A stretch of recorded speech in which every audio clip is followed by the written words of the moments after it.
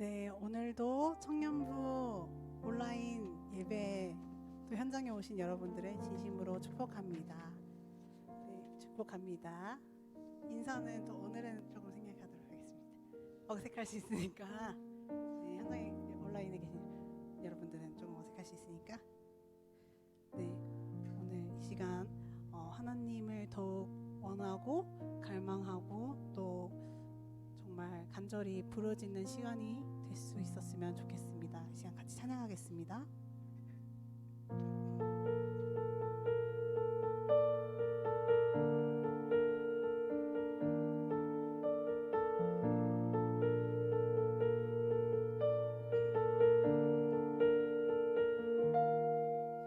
나의 사랑 너는 어여쁘고 참 귀하다. 어느 보석보다 귀하다. 내가 사랑스럽지 않을 때 너를 온전히 사랑하고 너와 함께하려 내가 왔노라.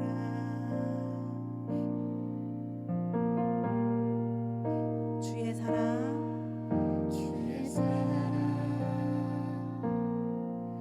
이 사랑은 결코 변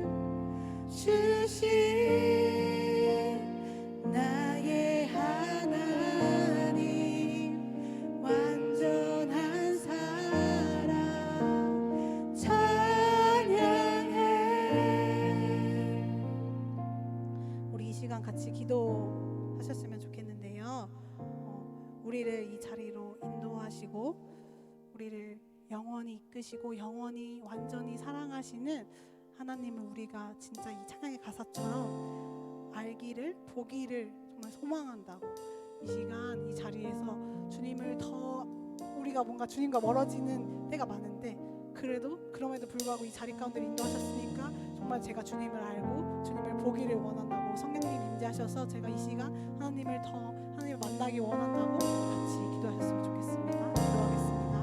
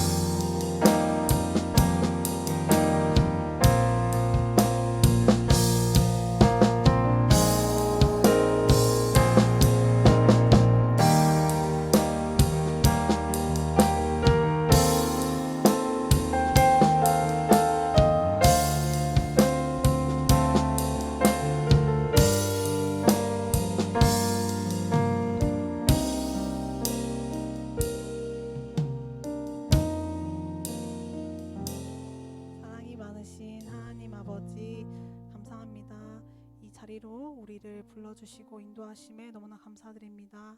한 주간도 하나님과 멀어지는 것을 선택하며 저희는 또 살았습니다.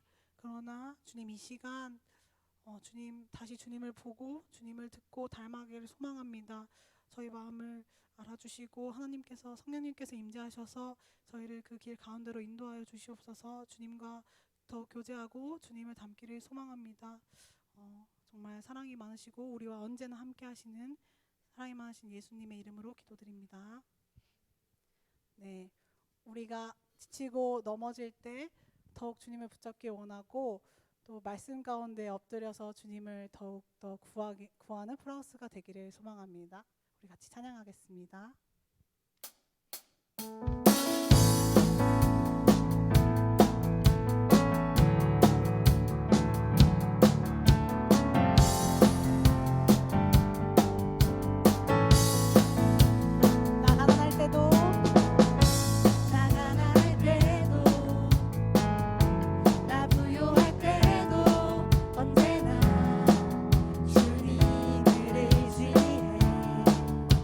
시험이 와도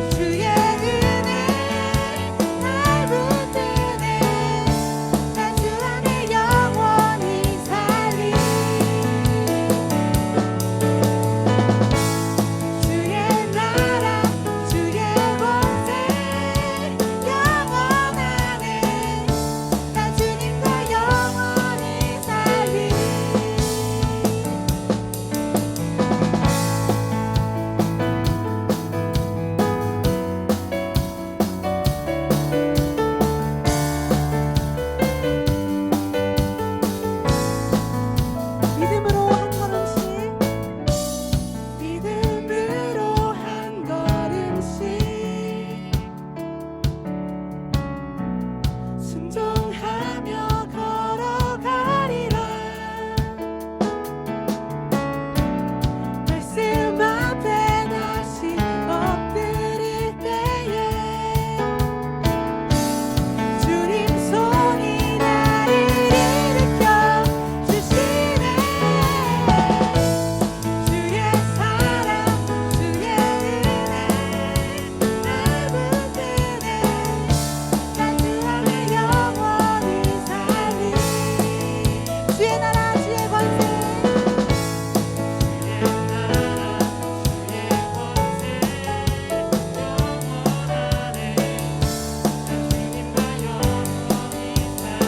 다시 한번 주의 사랑 주의 은혜 날 붙드네. 나 주 안에 영원히 살리.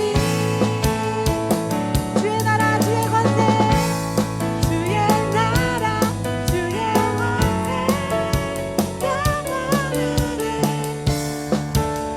영원히 살리.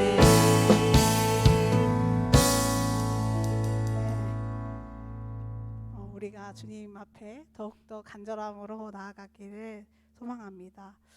저희 콘티를 짜면서 생각한 것이 있는데 그게 하나님께 우리가 의지함을 좀 생각을 했어요. 우리가 살아갈 때 뭔가 힘든 상황이 있을 때는 주님을 엄청 간절히 찾는 것 같은데 뭔가 감사, 방금 찬양처럼 감사가 기쁨이 넘칠 때는 뭔가 하나님을 좀 잊게 되는 것 같아요.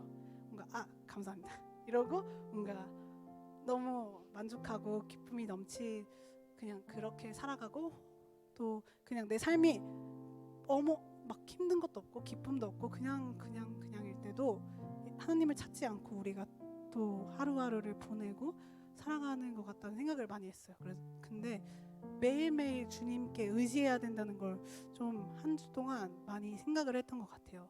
우리가 어떤 상황이 있더라도 우리를 영원히 사랑하시고 그 은혜 가운데로 이끄시는 주님을 좀 생각했으면 좋겠다는 그런 마음을 가지고 콘티를 짰는데, 그때 나한테 필요한 게 뭘까라고 생각했을 때 내가 그냥 그저 기도만 하고, 기도하는 것도 너무 중요하고 필요하지만 그냥 하나님 이거 해주세요 저거 해주세요 하나님 너무 힘듭니다 이렇게 나아가는 것도 너무 중요하지만 정말 말씀을 읽어야겠다는 생각을 좀 많이 했던 것 같아요.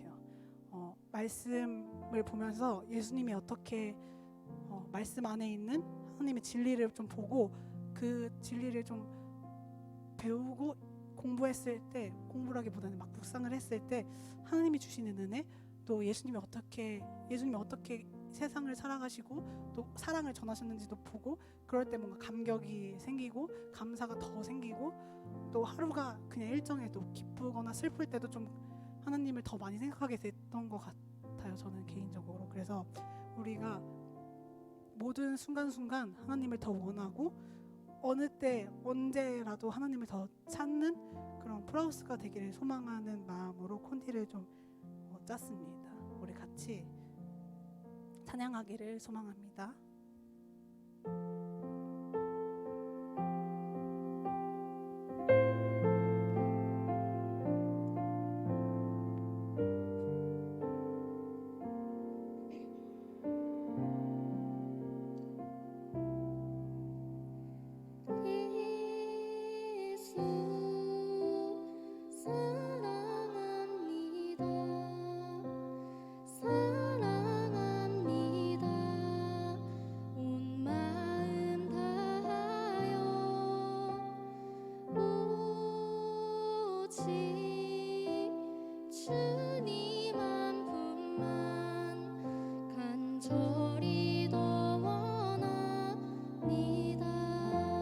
예수 사랑합니다.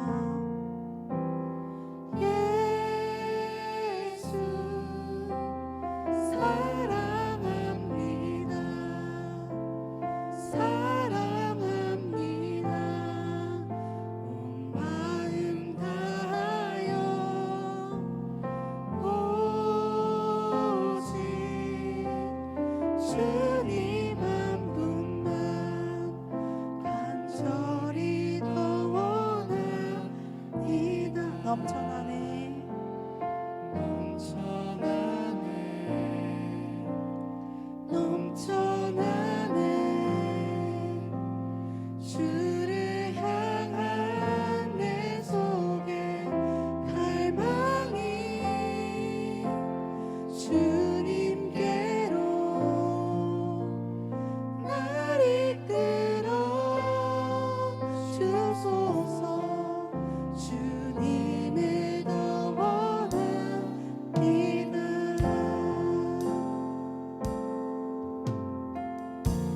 예수 사랑합니다.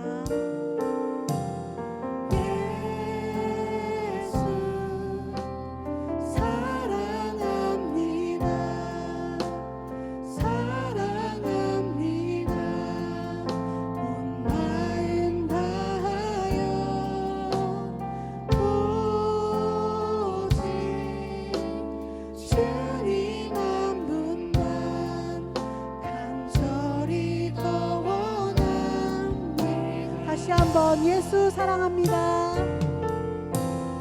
예수 사랑합니다. 사랑합니다. 온 마음 다하여 오직 주님 한 분만 간절히 넘쳐나네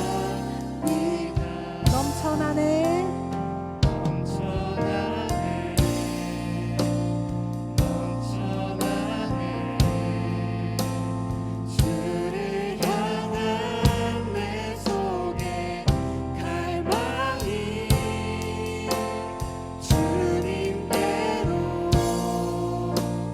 날 이끌어 주소서. 주님을 더 원하니 넘쳐나네 넘쳐나네 넘쳐나네 주를 향한 내 속에 갈망이 주님께로 날 이끌어 주소서. 주님을 더 원하니 다시 한번 넘쳐나네 넘쳐나네 넘쳐나네 주를 향한 내 속에 갈망이 주님께로 날 이끌어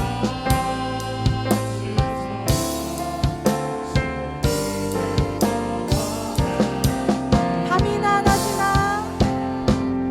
밤이나 낮이나 어제나 오늘도 영원히 주만 찬양해. 괴롭고 슬플 때 낭만하여 넘어져도 언제나 주만 찬양하네. 밤이나 낮이나 밤이나 낮이나 어제나 오늘도 영원히 주만 찬양해.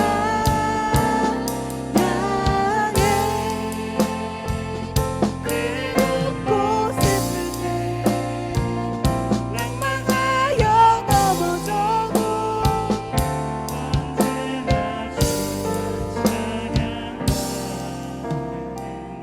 밤이나 낮이나 밤이나 낮이나 어제나 오늘도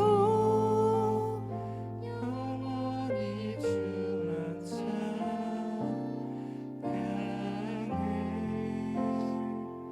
괴롭고 슬플 때 낭망하여 넘어져도 언제나 주만 찬양하겠네.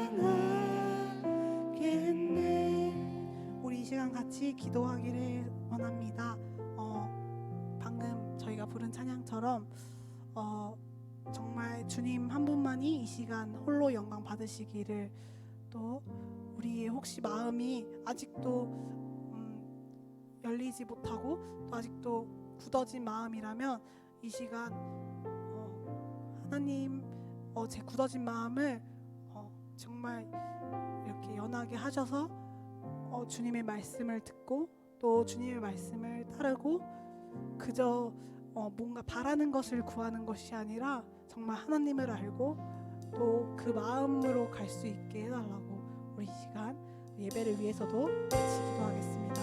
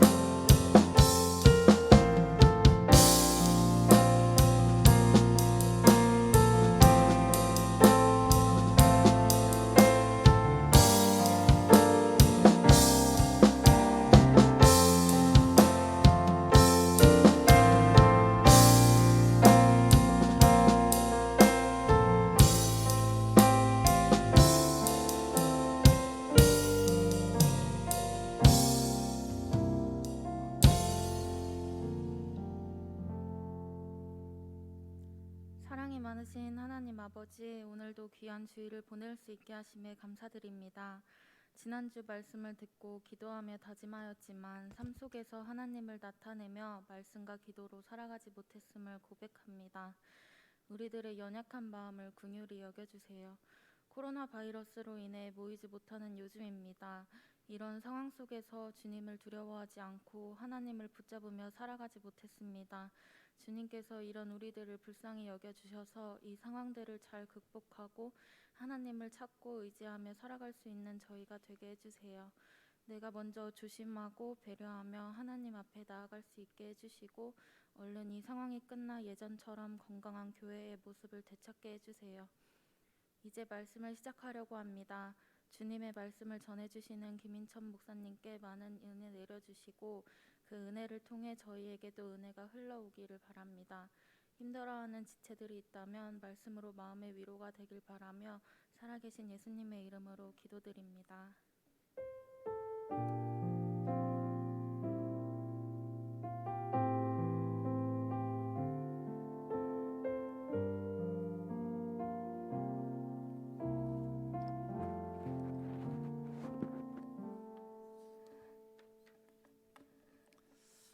반갑습니다. 오늘 우리 함께 볼 말씀은 사도행전 2장 42절 말씀입니다.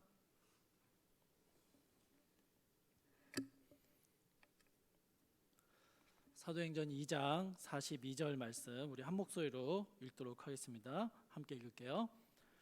그들이 사도의 가르침을 받아 서로 교제하고 떡을 떼며 오로지 기도하기를 힘쓰니라. 다시 한 번 더 읽겠습니다. 같이 읽겠습니다. 시작. 그들이 사도의 가르침을 받아 서로 교제하고 떡을 떼며 오로지 기도하기를 힘쓰니라. 아멘. 프라우스 공동체를 다시 섬기게 되면서 참 많은 고민과 기도의 시간을 보냈었습니다. 프라우스 공동체에 하나님께서 지금 주고자 하시는 게 무엇인지, 또 이 공동체를 향한 하나님의 원하시는 뜻은 무엇일까에 대한 고민과 기도를 하는 중에 회복이라는 단어가 제 마음을 가득 채웠었습니다. 여러 가지 이유와 사정들로 인해서 힘든 한 해를 보냈던 우리 프라우스 청년들에게 이 공동체에 하나님의 회복하시는 은혜가 필요하겠구나라는 생각이 제 마음에 들었기 때문입니다. 그런데 또다시 고민이 되었습니다. 무엇을 어떻게 회복해야 하는가라는 고민이 든 것이죠. 그런 실제적인 문제들에 대한 고민이었습니다. 회복이라는 단어는 원래의 상태로 돌아가는 것을 의미합니다. 그러면 우리가 원래의 상태를 잃어버린 것은 무엇인지, 또 우리가 돌아가야 할 원래의 상태라는 것은 도대체 어떤 것인지, 이것에 대한 고민이 생겼던 것이죠. 이걸 정확하게 알아야만 회복을 구하고 기대할 수 있기 때문입니다. 회복이라는 단어가 우리 공동체의 하나의 슬로건으로 끝나지 않기 위해서 올 한 해 우리 프라우스 공동체가 함께 달려가야 할 방향을, 그 목표를 명확하게 잡는 것이 필요했기 때문입니다. 그리고 언제나 우리의 방향과 목표는 성경 안에 있습니다. 성경에는 여러 가지 회복에 대한 직접적이고 간접적인 언급들이 많이 나옵니다. 창조의 회복, 은혜의 회복, 감사의 회복, 말씀의 회복, 순종의 회복, 수많은 것들의 회복이라는 단어를 붙일 수 있습니다. 우리에게는 정말 회복되어야 할 영역들이 너무나도 많기 때문이고요. 이 모든 게 다 중요하고 필요한 것들이죠. 우리가 평생 붙들고 달려나가고 구하고 노력해야 하는 수많은 회복할 영역들이 있다라는 것이죠. 그런데 여러분, 우리가 이런 회복에 대한 소망을 가지고 믿음의 길을 걸어갈 때 이 길을 잘 걸어가기 위해서 우리가 바라보아야 하는 어떤 표준, 모델이 필요한 것입니다. 어디로 가야 하는지 바라볼 수 있는 분명한 목적지가 있어야 한다라는 것이죠. 오늘 본문에 나오는 초대교회의 모습은 우리에게 실제적인 회복의 목표를 보여주고 있습니다. 그리스도의 십자가로 우리를 구원하시고 하나님의 백성으로 삼으신 하나님께서는 우리를 교회로 부르셨습니다. 우리에게 공동체로 불러주셨고 그 공동체 안에서 참된 하나님의 백성, 교회가 되게 하셨습니다.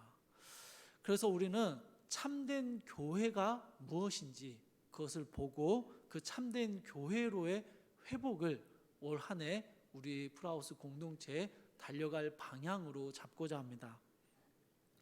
참된 교회의 표징을 잘 나타내주는 오늘 본문의 말씀을 통해서 올 한 해 우리가 걸어가야 할 믿음의 길이 어디를 향해 있는지를 함께 살펴볼 수 있으면 좋겠습니다.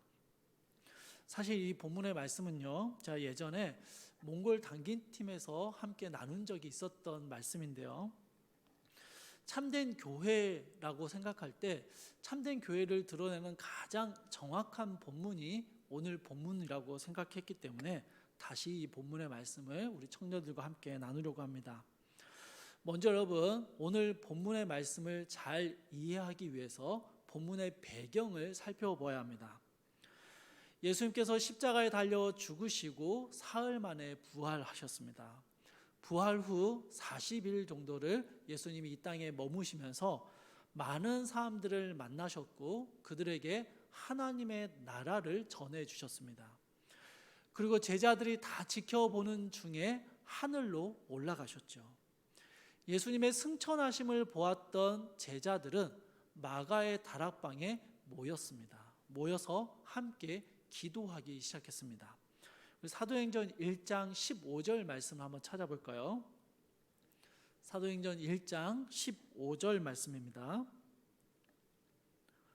모인 무리의 수가 약 120명이나 되더라.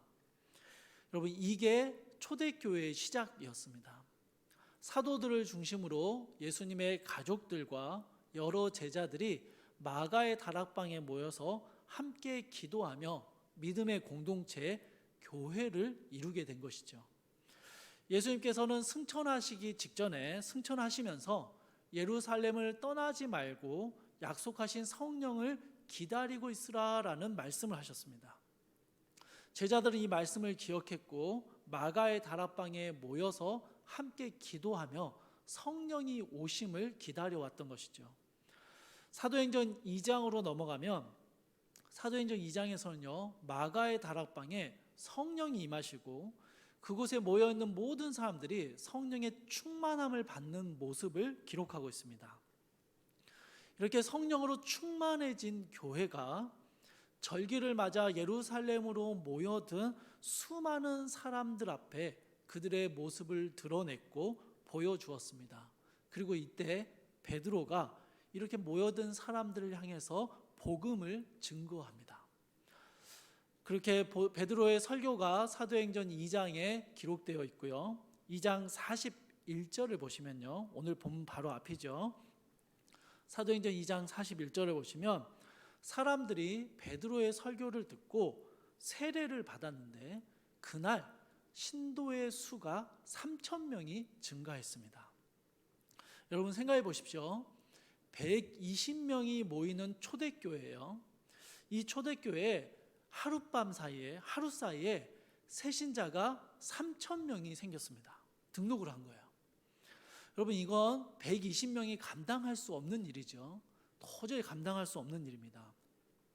이건 하나님의 은혜인데요. 또 한편으로는 초대교회가 맞이하게 된 엄청난 위기의 순간이었습니다. 오늘 본문인 2장 42절은 이러한 은혜와 위기의 상황 속에서 초대교회가 보여준 모습이 무엇이었는지를 아주 간략하게 요약하고 있습니다. 교회는 갑작스럽게 생겨나게 된 새신자들에게 예수 그리스도의 교회가 어떤 곳인지를 가르쳐 주어야 했습니다. 그래서 교회의 가장 본질적인 모습에 집중했고 그 본질적인 모습이 42절에 나오는 그런 기록들입니다. 여러분 오늘날 교회 안에 수많은 어려움과 문제들을 만나게 되거나 교회가 교회됨을 잃어가는 것 같을 때 우리가 반드시 되돌아봐야 하고 회복해야 할 참된 교회의 모습이 사도행전 2장 42절에 기록되어 있다라는 것입니다. 그래서 사람들은요, 이 교회의 4가지의 표징이 여기에서 나타난다라고 평가하고요. 교회가 참된 교회인지를 판단하는 성경적인 기준으로 2장 42절의 말씀을 제시해 왔습니다. 코로나 시대를 살아가고 있는 우리는요, 교회가 고민하고 준비하고 해결해야 할 수많은 문제들을 직면하고 있습니다. 많이 변화되었고 또 더 많이 변화되고 적응해야 할 것들도 많습니다. 그러나 여러분, 그 모든 것들에 앞서서 오늘날 우리 교회가 예수 그리스도께서 세우신 이 교회가 어떤 모습을 회복해야 하는지를 우리는 이 본문의 말씀을 통해서 돌아볼 수 있습니다. 초대교회의 본질적인 모습, 교회의 본질적인 모습이 무엇이었는지를 잘 드러내는 42절의 말씀을 통해서 우리는 우리 공동체가 회복해 나가야 할 우리의 방향성을 붙들 수 있기를 바랍니다. 42절의 말씀은요, 교회의 본질적인 모습을 요약하고 있고요. 실제로 43절과 47절까지 이어지는 말씀은 이러한 본질적인 교회의 모습이 실제적으로 어떻게 드러났는지를 보여주는 실례라고 할 수 있습니다. 자, 우리가 공동체가 회복해 나가야 할 교회의 참된 본질의 모습, 첫 번째의 모습은요, 사도들의 가르침을 받는 것입니다. 성령의 강력한 역사하심으로 3,000명의 새신자들이 생겼습니다. 이들이 믿음을 고백하고 세례를 받았는데요. 실제로 이들이 기독교 복음, 예수 그리스도에 대해서 들은 것이라고는 고작 5분도 안 되는 베드로의 짧은 설교뿐이었습니다. 배워야 할 것이 참 많았고 들어야 할 것도 많았고요. 궁금한 것도 아주 많았습니다. 이제 신앙생활을 막 시작하는 이 초신자들, 새신자들에게요, 초대교회는 무엇을 가르쳤을까요? 당시에는 아직 신약 성경이 기록되지도 않았던 시기이고요. 구약 성경이 있기는 했지만 오신 예수 그리스도에 대해서는 가르칠 교재나 잘 짜여진 훈련 프로그램도 있지 않았습니다. 이런 상황에서 가장 중요했던 것은요, 사도들의 가르침이었습니다. 왜냐하면 사도들은 예수님을 직접 만났던 사람들이고 3년의 시간을 예수님과 동고동락했던 사람들이기 때문입니다. 그러나 사도들의 가르침은 어떤 이론이나 사상이 아니었습니다. 자신들이 만나고 경험했던 주님을 있는 그대로 증거하고 전해주는 것에 불과했습니다. 예수님이 행하셨던 수많은 기적들, 예수님이 전해주셨던 말씀들, 제자들만 따로 부르셔서 해주셨던 이야기들, 예수님의 죽으심과 부활하심, 그리고 승천하심, 이 모든 것들이 어떤 이론으로 전달된 게 아니라 사도들의 경험을 통해서 증거되었습니다. 예수님이 어떤 분이셨는지, 그분이 어떤 약속을 주셨고 어떻게 죽어가는 사람들을 고쳐내셨는지, 부족한 우리들을 어떻게 부르셨고 예수님의 제자로 만들어 주셨던 것들, 희망 없는 내 삶에 어떠한 소망을 주셨는지, 이 모든 게 예수님을 만나고 그분과 동행하며 경험했던 사도들이 가르쳐 주었던 것이죠. 여러분, 사도들의 가르침의 핵심은요, 오직 예수님께 있었습니다. 모든 가르침은 예수님이 중심이 되었고 예수님을 증거하는 것만이 사도들의 가르침에 속해 있었습니다. 사랑하는 청년 여러분, 교회는요, 오직 예수 그리스도가 증거되고 가르쳐지는 곳입니다. 세상의 윤리나 처세술 혹은 훌륭한 조언을 듣기 위해서 우리가 이 자리에 모여 있는 것이 아니지요. 올바른 하나님의 말씀이 말씀 그대로 선포되고 신구약 성경의 핵심인 말씀이 육신이 되신 예수 그리스도가 이 땅 가운데 오셨고 그분이 하신 일들을 증거하는 것이 교회가 가진 가장 중요한 핵심이었던 것입니다. 예수님의 십자가의 은혜를 선포하고 우리가 죽어야 할 죄인이었음을 날카롭게 지적하고 십자가를 붙들고 우리의 죄성과 피 흘리기까지 싸워야 한다라고 격려하고 증거하는 것이 교회가 했던 가장 핵심되는 본질이었다라는 것입니다. 그런데 여러분, 사도들의 가르침, 교회가 전하는 예수 그리스도에 대한 이야기는요, 어떤 지식과 이론, 사상과 개념을 전달하는 것을 훨씬 뛰어넘습니다. 결코 거기에 멈추지 않습니다. 우리가 만난 하나님, 내가 붙들었던 십자가, 내가 경험하는 살아계신 예수 그리스도를 가르치고 전하는 것이 교회입니다. 그럼 43절의 말씀을 한번 볼게요. 43절의 말씀을 보시면 사도들의 가르침이 전하여진 교회의 모습을 뭐라고 설명하냐면요, 사도들로 말미암아 기사와 표적들이 많이 나타났다라고 이야기합니다. 그리고 사람들이 이런 표적과 기사들을 보며 두려워했다라고 이야기합니다. 여러분, 여기서 두려움은 공포나 놀람이 아니라 경외함을 의미합니다. 자, 여러분, 예수 그리스도에 대해서, 그분에 대해서만 증거하고 전하는 사도들의 가르침은요, 그냥 말로 끝나지 않았습니다. 허망한 이론들이 아니었어요. 실제적으로 사도들의 가르침 속에서 사도들의 가르침대로 따라 살아봤더니 삶에서요, 기사와 표적들, 능력이 나타나기 시작한 것입니다. 실제적인 삶 속에서 역사하시는 하나님의 능력이 초대교회 안에 무궁무진하게 드러났던 것이죠. 사도들의 가르침은 죽은 말씀이 아니라 여전히 생생하게 살아있는 예수 그리스도의 능력으로 성도들의 삶 가운데 드러나게 되었고, 성도들은 그것들을 경험할 때마다 주의 말씀 앞에 경외함을 느꼈다라는 것입니다.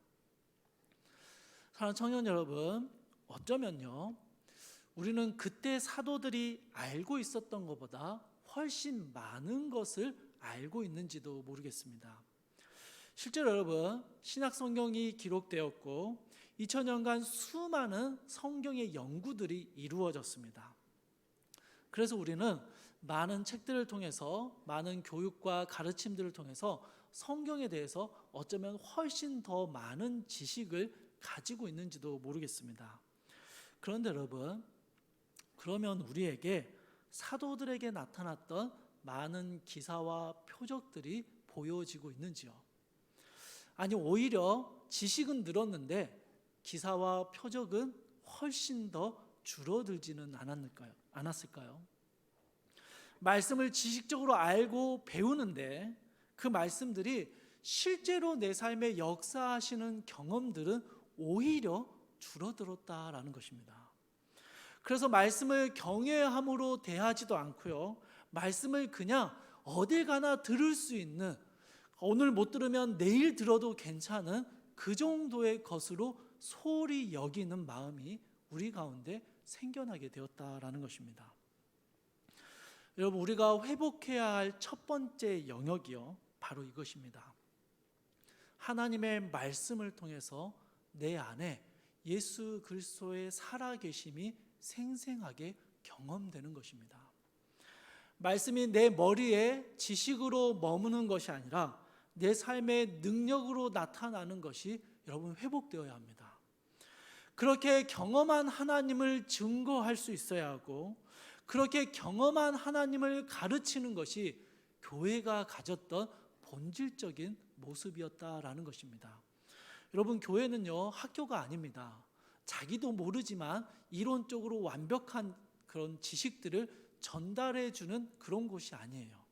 교회는요, 내가 경험한 하나님을 증거하는 곳입니다. 그리고 그 하나님을 나도 만나게 되는 장소입니다. 그리스도를 삶에서 체험했던 사도들이 힘써 가르쳤고, 이제 막 신자가 된 이들은요, 성실하게 사도들의 가르침을 배웠고 그대로 순종했습니다. 그럴 때 그들 안에 말씀의 능력들이요, 기사와 표적들로 나타나게 되었던 것입니다. 사랑하는 청년 여러분, 저는 우리 청년들이, 우리 프라우스가 이런 말씀의 능력과 삶의 체험들이 다시 회복되기를 원합니다. 여러분, 주의 말씀을 향한 경외함들이 우리 가운데 다시 회복되어지기를 바랍니다. 여러분, 말씀이요, 그냥 우리 머리에 머무는 것이 아니라 우리의 삶에서 실제적으로 체험되어지는 놀라운 경험들이 우리의 삶에 있기를 바라는 것이죠. 참된 교회가 보여주는 두 번째 모습은요, 서로 교제하는 것입니다. 여기서 교제라는 단어는요, 헬라어로 코이노니아라는 단어입니다. 많이 들어보셨죠? 코이노니아라는 단어예요. 근데 이 단어는 단순히 그냥 함께 모여서 시간을 보내고 뭐 이야기를 나누고 뭐 같이 노는 거, 그런 그냥 함께 모이는 것만을 의미하지 않고요, 훨씬 깊은 의미를 담고 있습니다. 이러한 코이노니아의 모습이 초대교회에서 어떻게 실제로 드러났는지, 그게 44절과 45절에 나오는 말씀입니다. 여러분, 44절과 45절 말씀을 우리 같이 한번 읽어보도록 할게요. 자, 함께 읽겠습니다. 믿는 사람이 다 함께 있어 모든 물건을 서로 통용하고 또 재산과 소유를 팔아 각 사람의 필요를 따라 나눠주며. 공유와 나눔, 이게 코이노니아의 핵심적인 의미였습니다. 여러분, 그런데 44절과 45절 이야기를 읽으면서 조금 불편한 것들이 생기죠. 마치 교회로 전 재산을 다 모으고 그 다음에 거기에 각자의 필요에 따라서 분배를 해줘야 하는 그런 모습처럼 보여지기 때문입니다. 사실 오늘날 교회가 이 모습 이대로 따라한다면 저같이 별 재산이 없고 다둥이 아빠인 사람은 참 좋습니다. 아이를 많이 가진 게 재산이 되는 것이죠. 그런데 조금이라도 여유가 있는 사람은요, 이 말씀이 굉장히 불편합니다. 뭔가 꼭 사이비 이단 같아요. 재산을 다 모으고 공상단처럼 나눠주는 그런 느낌이 드는 것이죠. 그런데 여러분, 오늘 본문에 나오는 코이노니아는 단순히 문자적으로 재산을 다 모으는 것, 그래서 분배하는 것을 의미하지 않습니다. 초대교회가 보여주었던 이 코이노니아의 모습이 무엇인가를 이해하기 위해서는요, 우리가 이 당시의 배경을 조금 더 이해해야 합니다. 이러한 공유와 나눔이 일어나게 된 이유를 살펴봐야 합니다. 여러분, 생각해 보십시오. 명절을 맞아서 각지에 흩어져 있는 유대인들이 예루살렘으로 모여들었습니다. 예루살렘에 수많은 사람들이 몰려왔어요. 그리고 예루살렘에 원래 거주하는 사람들과 각지에서 몰려든 여행객들이 베드로의 설교를 들었고 신앙을 갖게 됐습니다. 근데 새로 신자가 된 사람들은요, 예루살렘에 더 머물면서 사도들의 가르침을 배워야 했습니다. 우리식으로 말하면 새신자 교육을 받아야 했어요. 그러다 보니까 어떻게 됩니까? 예루살렘으로 처음 여행 올 때보다 여정이 더 길어지게 되는 거예요. 그러면 어떻게 될까요? 여비가 부족해지는 겁니다. 뭐 지금이야 집에 전화해서 송금해 달라라고 전화하면 되는데 그때는 그런 게 없잖아요. 그래서 원래부터 예루살렘에 거주하고 있던 신자들이요, 다른 이들, 여행 와서 그리스도를 믿게 돼서 새신자 교육을 받고 있는 사람들에게 재정적인 지원을 해주기 시작합니다. 예수님에 대해서 배우고 신앙이 자라나는 사람들의 필요를 이들이 채워주기 시작하는 것이죠. 그리고 자신의 것을 나누어주고 공유하기 시작합니다. 성경은 이들의 모습을요, 모든 물건을 통용했다라고 이야기합니다. 여러분, 이 말씀을요, 모든 물건을 통용했다라는 말씀을 가볍게 여기지 마십시오. 자기 집에 데려와서 방도 같이 쓰고 잠도 자고 밥그릇 수저 뭐 구별할 거 없이 같이 쓰고요, 수건도 같이 쓰고 옷도 같이 입었습니다. 여러분, 이해가 되십니까? 모든 물건을 통용했습니다. 저는 이 말씀을 잘 이해할 수 있는 게요, 저는 고등학교 3년을 기숙사에서 생활을 했는데요, 저는 같은 방 친구들과 물건을 정말 공유했습니다. 심지어는 저희 방 4명이 있었는데요, 4명은 속옷을 한 곳에 모아두고 그냥 아무거나 빼서 입었습니다.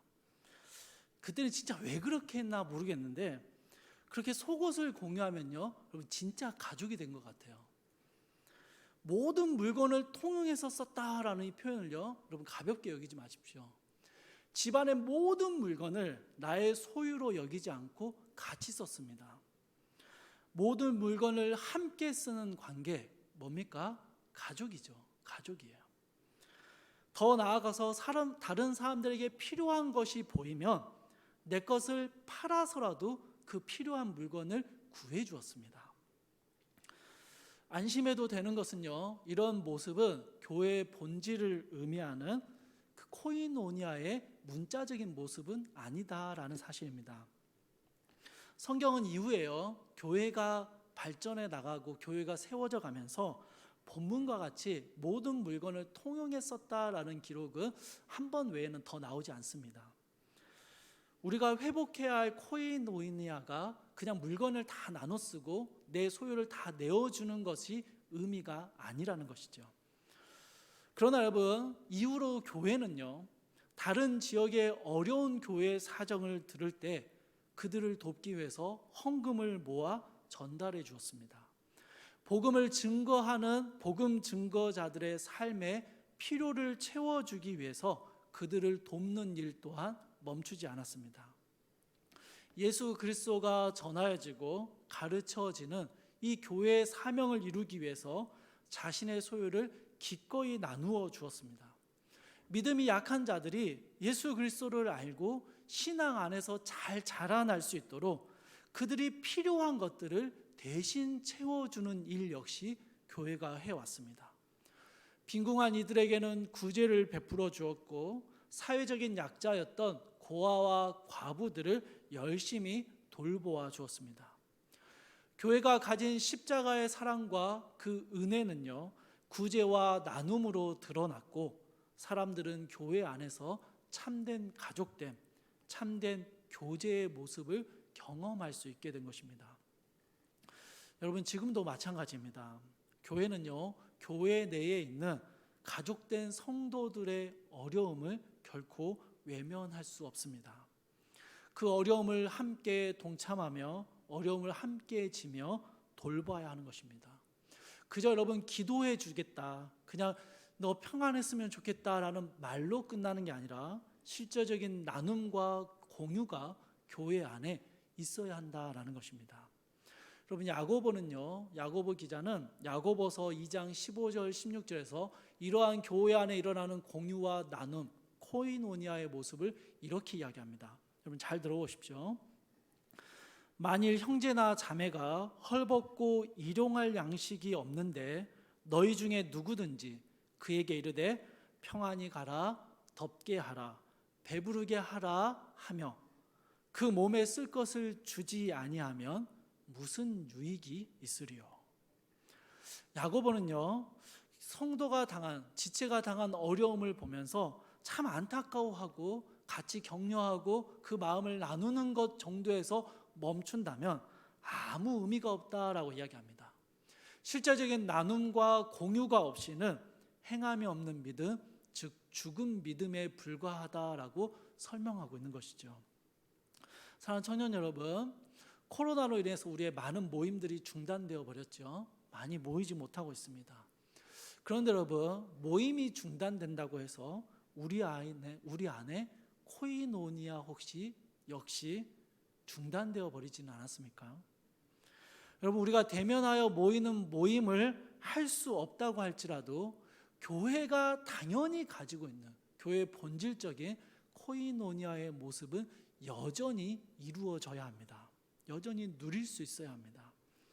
삶의 문제와 어려움을 함께 나누고 예수 그리스도를 알아가고 배워가기 위해서 서로에게 도움을 요청해야 합니다. 저는 우리 프라우스 공동체에서 지난 2년을 섬기면서요, 이러한 코이노니아의 모습이 공동체 안에 곳곳에서 일어났던 아름다운 일화들을 많이 알고 있습니다.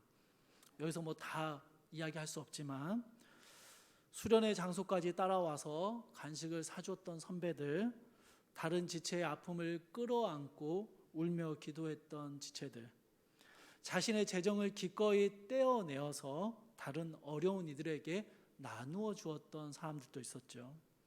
서로의 어려움을 그저 품고 기도하고 함께 울어주던 사람들도 있었습니다. 프라우스의 코이노니아는 프라우스가 한 가족됨을 보여주는 참된 교제의 모습이었습니다. 그런데 여러분, 혹시 모임이 중단되면서 우리의 코이노니아도 단절되어 버린 것은 아닌지 돌아볼 수 있기를 바랍니다. 여러분, 프라우스 공동체 안에서 이러한 코이노니아를 경험하고 계십니까? 경험할 수 없다면 우리는 무언가 아주 중요한 것을 잃어버리고 있는 것입니다. 오늘 본문에서요, 코이노니아가 이루어지는 데 있어서 아주 중요한 두 가지의 특징이 나옵니다. 첫 번째는 여러분, 공유입니다. 공유. 도움이 필요한 사람들은요, 그것을 부끄러워하지 않고 자신의 부족함을 함께 나누었습니다. 공동체를 향해서 나를 도와달라고 나의 필요를 도움을 요청했습니다. 그리고 돕는 이들 역시 그 앞에 무언가를 감추지 않고 자기의 집의 모든 물건들을 통용하면서요, 할 수 있는 만큼 힘을 다해서 도와주었습니다. 서로의 상황과 서로의 필요들이 공유되었고, 그럴 때 교회는 코이노니아를 누릴 수 있게 되었던 것입니다. 또 하나의 특징은요, 코이노니아를 이루는 목표입니다. 여러분, 코이노니아가 이 교제와 나눔과 공유가요, 그냥 서로 참 친밀해서 서로 참 사랑스럽고 코드가 잘 맞아서 이루어진 것이 아니었습니다. 이러한 나눔과 교제가 이루어지는 아주 분명한 목적이 있었습니다. 그것은요, 그리스도를 더 알아가기 위해서였습니다. 그리스도를 더 알아가는 데 필요한 것들을 힘을 다해서 채워주었고 도와주었고 지원해 주었습니다. 그리스도를 알아가기 위해서 내 것을 나의 것으로 주장하지 않고 함께 통용하며 공유하며 나누어 주었던 것입니다. 서로의 삶을 공유하며 서로 돕고 격려하며 믿음의 길을 함께 걸어갔던 것이죠. 여러분, 예수 그리스도를 더 알아가기 위한 분명한 목적 안에서 참된 교제가 이루어졌다라는 것입니다. 제가 경험했던 코이노니아의 모습 한 가지를 좀 잠깐 나누고자 합니다. 제가 청년 시절, 대학 시절 다녔던 교회는 참 이 교제, 이 코이노니아의 모습이 참 많았던 곳이었습니다. 저 역시 그런 수혜자였고요. 또 제가 받은 만큼 흘려보내기 위해서 많은 노력을 했었습니다. 제가 참 힘들었던 시절에 저희 제가 있던 대학부에서는요, 지정 헌금이라는 게 있었어요. 그게 뭐냐면 헌금 봉투를, 지정 헌금 봉투가 만들어져 있는데 그 지정 헌금 봉투 안에 이 헌금을 받을 사람의 이름을 적는 거예요. 그리고 그 사람에게 그 헌금이 흘러갈 수 있도록 해주는 겁니다. 제가 참 힘들고 어려웠던 시절이 있었어요. 늘 어려웠지만, 근데 제가 누군가의 월급이었던 것 같아요. 월급이 들어있는 그 지정헌금 봉투를 받은 적이 있어요. 참 힘들던 시절에 그걸 받았고 누군가의 월급이 분명한데 그 월급만큼의 금액을 한 달 또 몇 달 동안 사용하면서 저는 그걸 전해준 선배가 아니라 그걸 전해준 누군가가 아니라 하나님께서 나를 얼마나 위로하시는지를 그 공동체에서 경험했던 것 같아요. 그러고 나서 보니까요, 공동체에 그런 일들이 참 많았습니다. 어떤 선배는 후배들에게 신앙을 생활을 위한 좋은 책을 사주고 싶은데 돈이 없어서 일용직을 하면서 돈을 벌어서 그걸로 후배들의 책을 사줬어요. 본인은 밥을 굶어가면서 후배들에게 밥을 사주는 선배들도 있었고요. 그런 수많은 코이노니아들이 공동체 안에 흘러갔었습니다. 그리고 저는 그 수혜자로 믿음의 길을 걸어갈 수 있었습니다. 저는 우리 프라우스 공동체에요, 그런 많은 아름다운 일화들이 있다는 것을 잘 알고 있습니다. 그리고 그러한 일화들이 더 많아지기를 소망합니다. 우리 프라우스 공동체는 그 무엇보다 나눔과 공유가 활발하게 일어나는 하나님의 참된 교회의 본질을 회복할 수 있었으면 좋겠습니다. 세 번째로 참된 교회가 보여주는 세 번째 모습은요, 떡을 떼는 것입니다. 성경학자들은요, 떡을 뗀다라는 이 표현을 두 가지로 설명합니다. 하나는 정말 단순히 식사를 나누었다라는 의미이고요. 또 하나는 성찬 예식을 거행했다라는 의미입니다. 사실 이 두 가지 모두 틀리지 않았다라고 생각합니다. 여러분, 초대교회는요, 지금 오늘날의 교회처럼 성찬을 1년에 한 번 혹은 두 번 날을 정해서 행하지 않았습니다. 초대교회는 늘 함께 모일 때마다 밥을 먹었고요. 먹을 때마다 예수 그리스도의 살과 피를 묵상하는 성찬을 거행했습니다. 여러분, 앞서 말씀드린 대로요, 지금의 상황이 어떤 상황이냐면 타지에서 예루살렘으로 왔다가 신앙을 갖게 되고 여기에 잠깐 눌러서 교육을 받고 있는 새신자들의 이야기입니다. 그 상황이에요. 타지에서 온 새 가족들에게 함께 모여 예배할 때마다 나누었던 식사는요, 실제적인 끼니가 되었습니다. 실제적인 끼니였어요. 단순히 한 끼의 식사로 머무는 것이 아니라 의지할 곳 없는 타지에서 생명을 유지해주는 귀한 식사였습니다. 그리고 단순히 그들이 모여서 밥만 먹은 것이 아니었습니다. 46절 말씀을 한번 읽어보겠습니다. 46절입니다. 함께 읽을게요. 시작.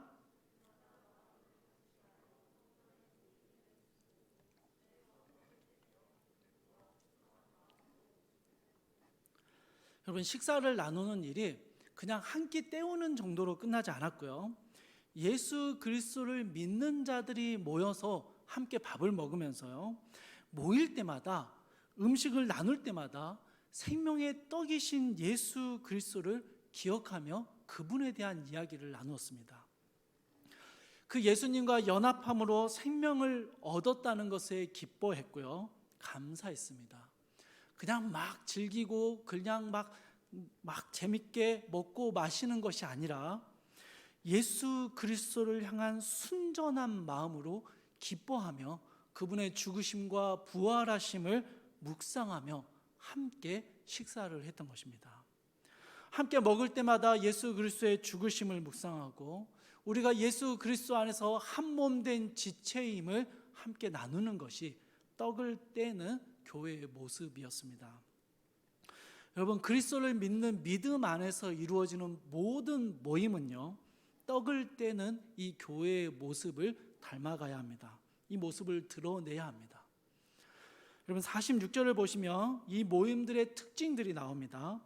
모이기를 힘쓰는 것과 기쁨과 순전한 마음으로 모이는 것입니다.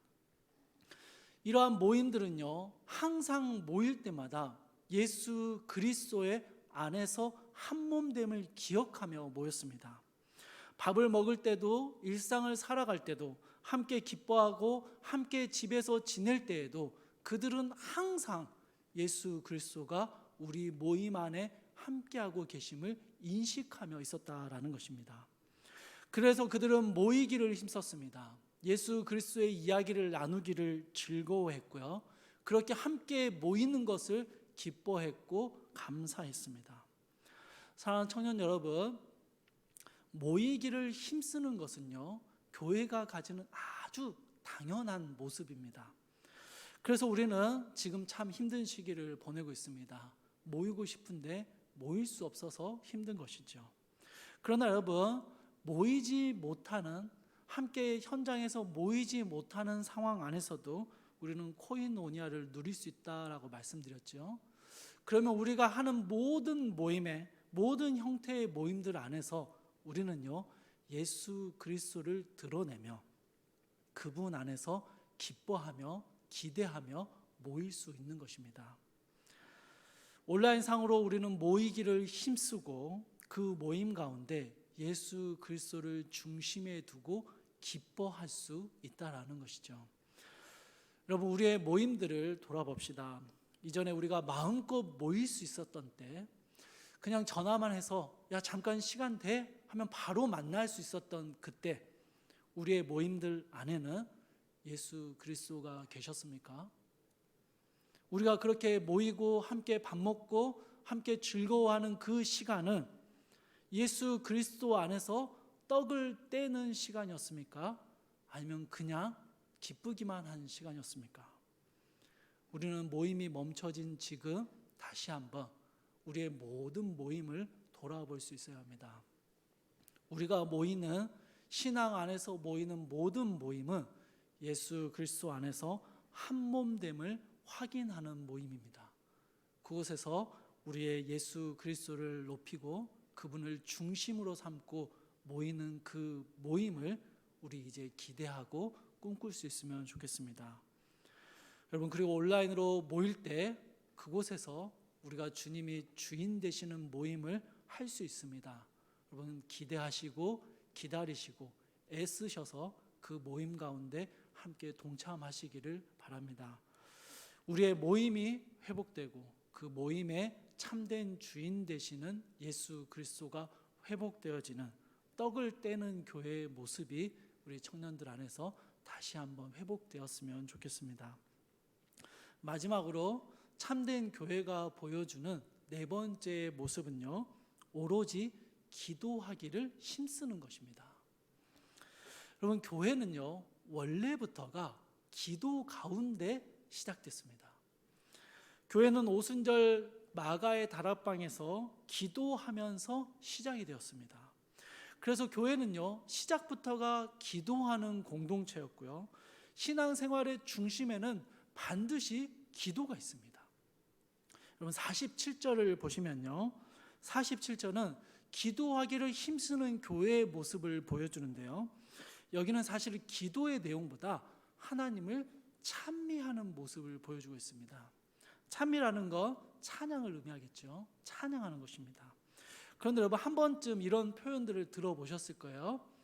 찬양은 곡조 있는 기도이다, 뭐 이런 표현 들어보셨을까요? 딱 맞는 말입니다.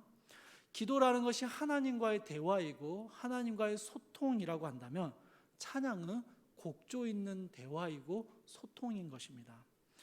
그러니까 기도하기를 힘썼다라는 초대교회의 모습은요, 그냥 만나면 그냥 계속 기도만 했다, 뭐 그런 모습이 아니고요, 만나면 하나님을 함께 즐거워하고 함께 기뻐하고 그 하나님을 찬양하고 하나님을 이야기하고 그 하나님을 끊임없이 구하고 바라보았다라는 것입니다. 주님의 뜻이 무엇인지를 고민하고 그 하나님으로부터 힘을 얻고 그 하나님의 이름을 높여 올려 부르는 공동체, 그게 기도의 힘을 쓰는 초대교회의 모습이었습니다. 여러분, 초대교회는요 갑자기 늘어난 어린 성도들, 겨우 5분짜리 설교를 듣고 예수 그리스도를 믿게 된 새신자들에게 하나님과 소통하고 하나님과 관계하는 법을 가르쳐 주어야 했습니다. 그런데 그 방법으로 초대교회가 행했던 아주 중요한 방법이 뭐였냐면요, 함께 찬양하고 기도하는 것이었습니다. 함께 모여 찬양하며 힘써 기도하는 것으로 가르쳐 줬습니다. 여러분 뭐 찬양을 어떻게 불러야 되는지 음표와 박자 뭐 그런 걸 가르쳐 줬다라는 의미가 아닙니다. 기도의 이론이 뭔지, 기도의 정의가 뭔지, 기도는 이렇게 하라 뭐 이런 걸 가르쳐 준 게 아니에요. 그냥 함께 찬양했고요, 함께 기도했습니다.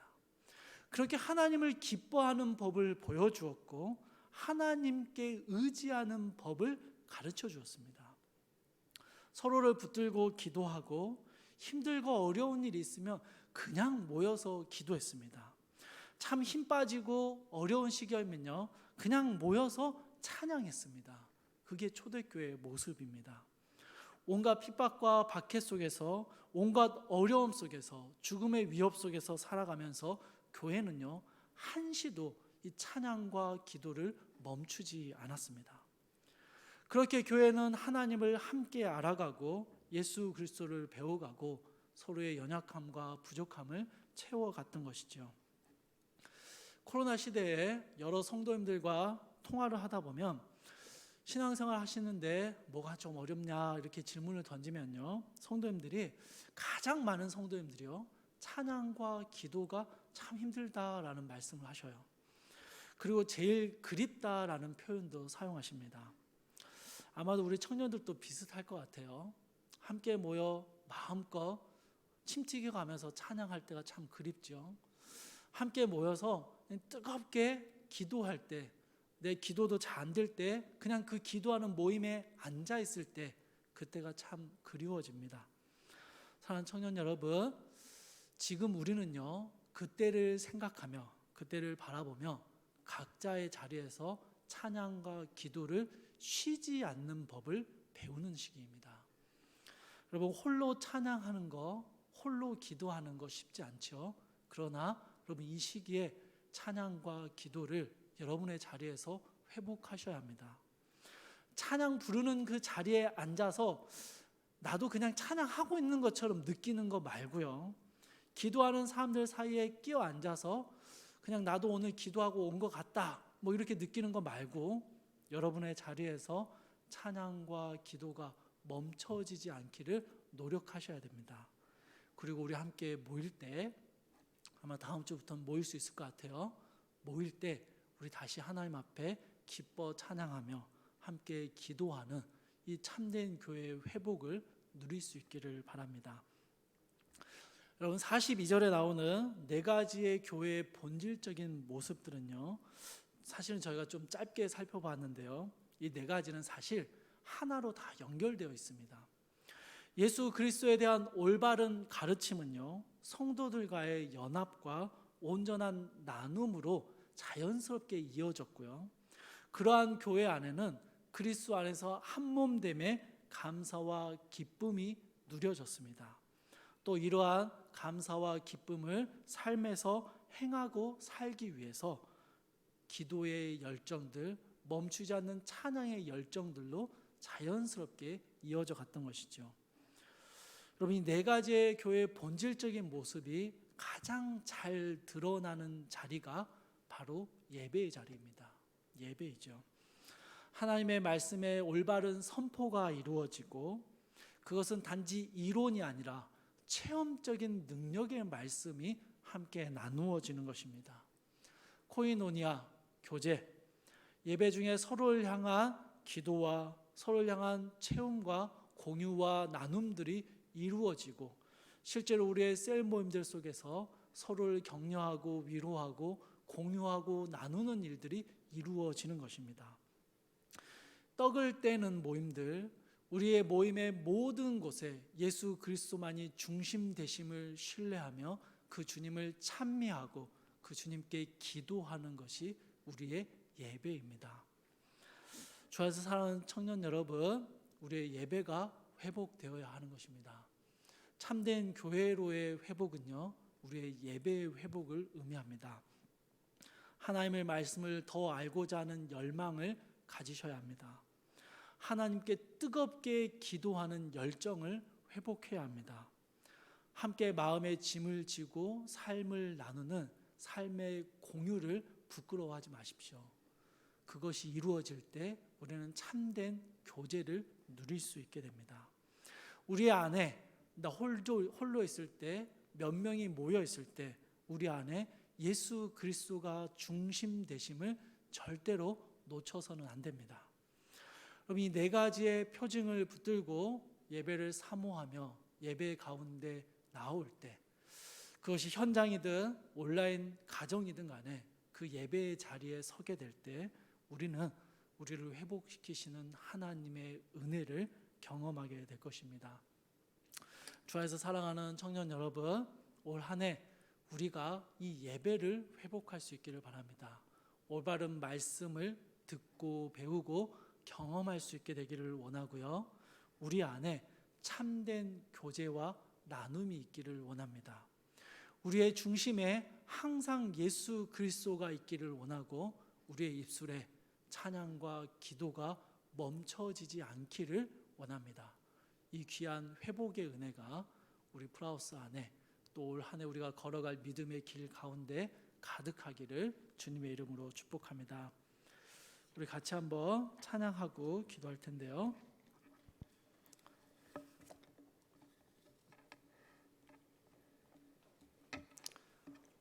오늘 말씀을 생각하면서 우리 안에 이러한 교회의 회복, 예배의 회복이 일어날 수 있게 해달라고 기도하는 마음으로 함께 찬양했으면 좋겠습니다. 우리에겐 소원이 하나 있네.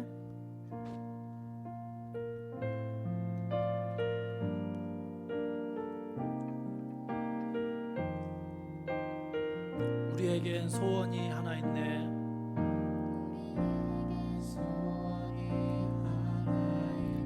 주님 다시 오실 그날까지, 주님 다시 오실 그날까지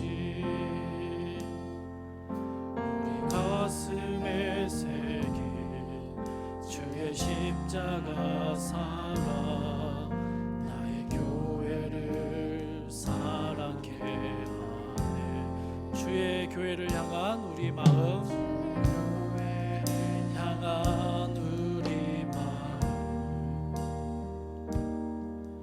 희생과 포기와 가난과 고난, 하물며 죽음조차 우릴 막을 수 없네. 우리 교회는 이 땅에 있다. 교회를 교회되게, 교회되게, 예배되게 우리 사용하소서. 진정한 부흥의 날 오늘 임하도록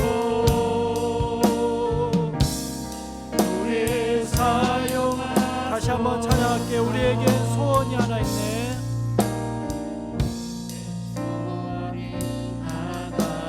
주님 다시 오실 그날까지, 주님 다시 오실 그날까지 우리 가슴에 새긴, 우리 가슴에 새긴 주의 십자가 사랑, 나의 교회를 사랑케 하네. 주의 교회를 향한, 주의 교회를 향한 우리 마음, 희생과 포기와 가난, 희생과 포기와 가난과 고난, 하물며 주름조차 우릴 막을 수 없네. 우리 교회는 이 땅에 임하. 교회를 교회되게, 교회되게, 예배되게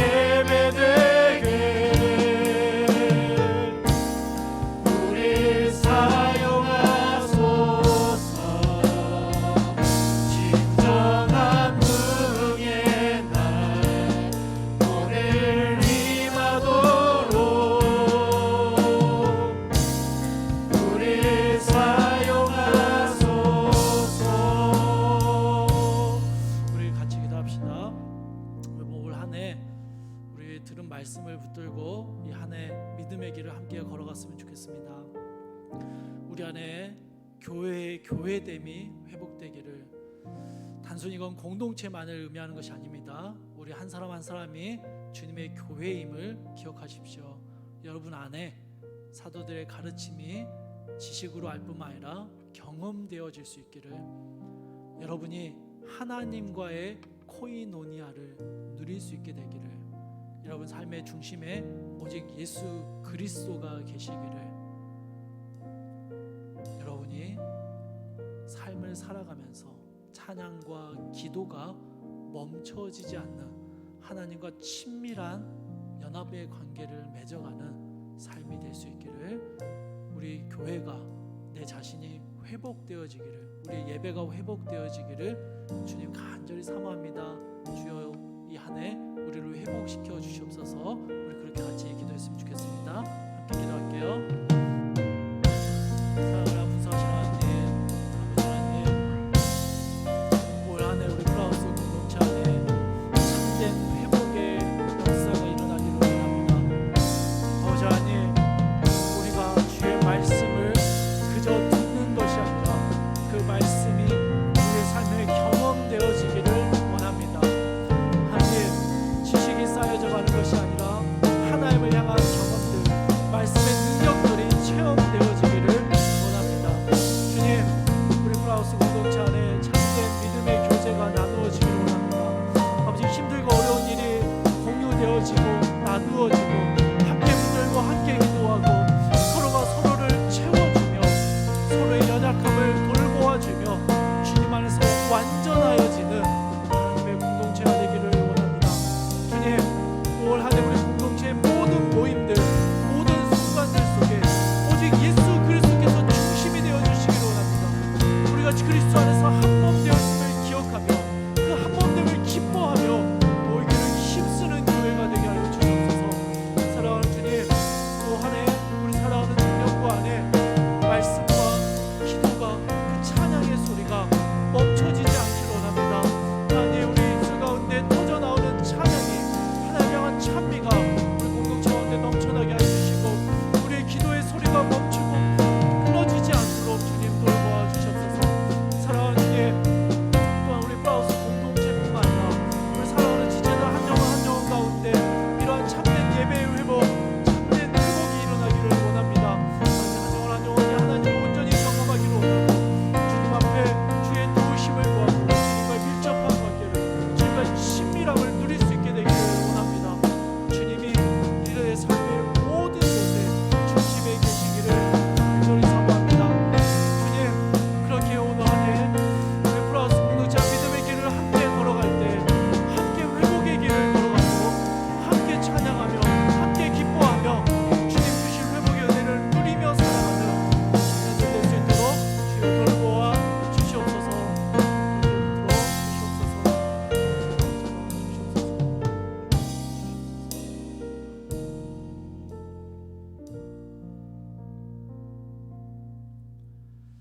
사랑하나 풍성하신 하나님, 올 한 해 믿음의 길을 함께 걸어갈 플라우스 모든 우리 지체들, 이 공동체가 참된 교회로의 회복을 꿈꾸게 하여 주시옵소서. 주여, 우리 공동체가 그렇게 주님 기뻐하셨던 교회의 본질을 회복하게 하여 주시고 한 사람 한 사람 교회된 우리 플라우스 모든 청년들이 한 사람 한 사람이 하나님 앞에 온전한 회복을 경험하게 하여 주시옵소서.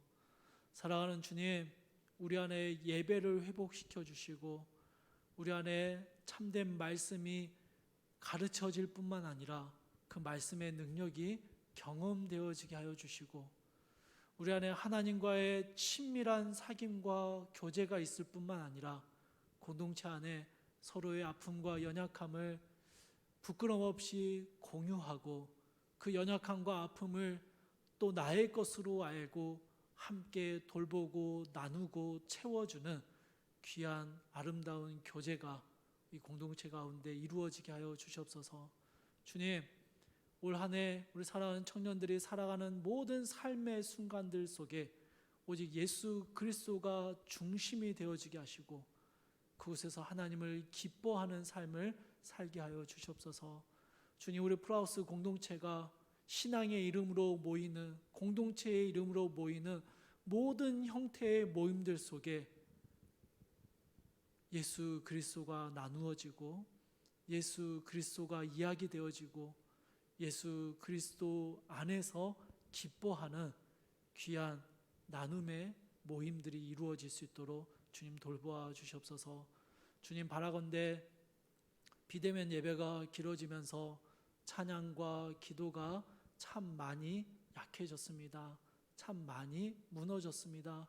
주님, 각자의 자리에서 주님을 찬양하는 것이, 각자의 자리에서 주님께 기도하는 것이 끊어지지 않도록 주님 돌보아 주시고, 우리 함께 모여서 함께 주님을 찬미하고 기도할 때 이 공동체 안에서 참된 예배의 회복이 이루어지게 하여 주시옵소서.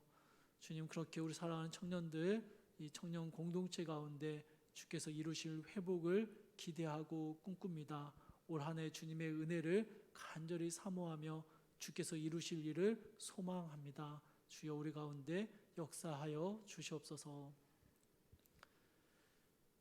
이제는 우리 주 예수 그리스도의 은혜와 하나님의 크신 사랑하심과 성령의 감화 교통하심이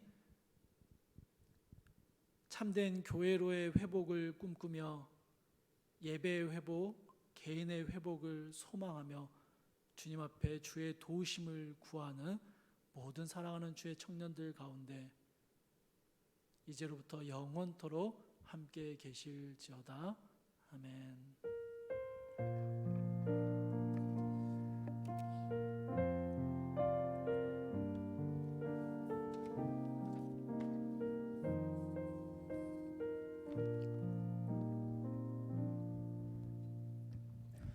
저 광고가 있는데요.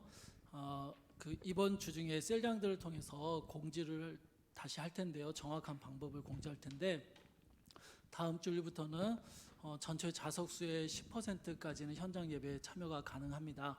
그래서 여러분, 다음 주에 셀장들을 통해서 정확한 방법을 공지할게요. 다음 주부터는 우리 현장 예배에 힘쓰는 우리 청년들 되었으면 좋겠습니다. 오늘 셀 모임 있죠? 셀 모임도 다 잘 참여해 주시기 바라고, 이제 한 분 소개할 분이 있어요. 올해부터 우리 청년부에서 함께 여러분의 회복, 또 우리 여러분의 신앙의 길을 함께 도와주실, 함께 섬겨주실 우리 정보윤 전사님이 청년부 협력 사역자로 세워주십니다. 그래서 오늘 소개하고 오늘부터 이렇게 또 우리 청년부에 필요한 영역들, 여러분이 도움을 요청하면 그 도움 어떠한 부분이든 간에 우리 전사님께서 또 섬겨주실 거예요. 전사님 나오셔서 잠깐 인사하시도록 할게요.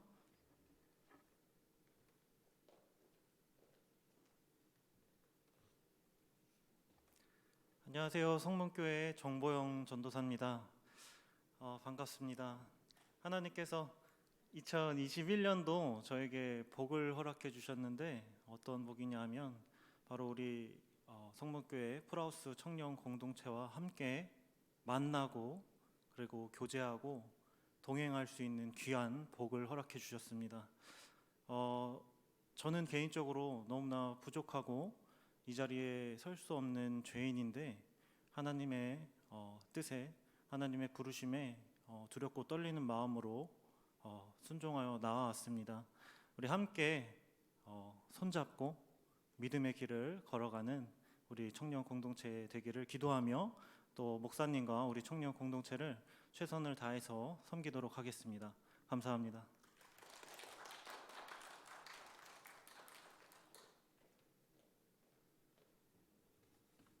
자, 우리 현장 예배 오면 우리 정보윤 전사님 보면 먼저 반갑게 인사해 주시고 좀 친근하게 대해 주시고, 또 필요한 거 있으면 정보윤 전사님께 말씀하시면 뭐든지 좀 함께 섬겨 주실 겁니다. 자, 이제 예배 마치고요. 이제 오늘 셀 모임 잘 모이시기를 바랍니다. 다음 주에 뵐게요.